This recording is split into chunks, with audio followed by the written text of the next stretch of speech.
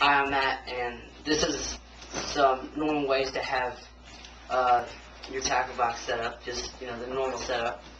Alright, well, most of the time you want to have a knife, because you never know when you're going to run into a catfish or anything that could get you or something.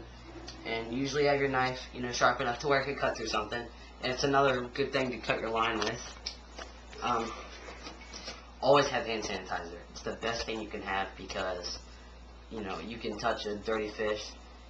You want to sanitize your hands. And something to keep your fish alive. If you catch like a good sized bass or something, you want to keep it, just pull. You can't really see it, but the little pin, you gotta pull it through his gills. It doesn't hurt him at all.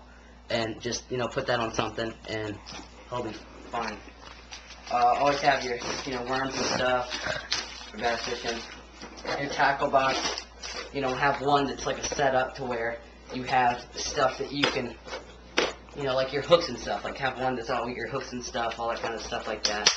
And then have another that's all your lures and your big baits. Put them in the bottom of your tackle box so you have room and stuff like that. And usually you want to have a set of deep hookers. If you catch like a turtle or something, you can always get the hook out of them. And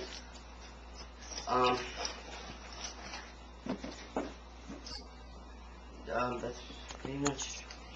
Oh, and some bobbers too. Always have some bobbers. You never know when you'll need them, and you can use them for pretty much anything. Some weights, and just little sinkers. Doesn't really have to be a huge weight. Just something you can use. So if you're like bluegill fishing or something like that, or bass fishing with a worm, make sure your worm stays on the bottom. You don't want them going everywhere, and you won't sink. And there's two different kinds of tackle boxes. There's the soft tackle box, which I have, and it's got the hard things on the inside.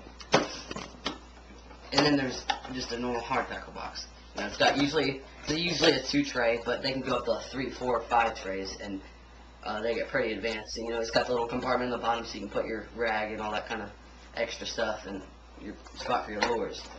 But that's pretty much the normal setup for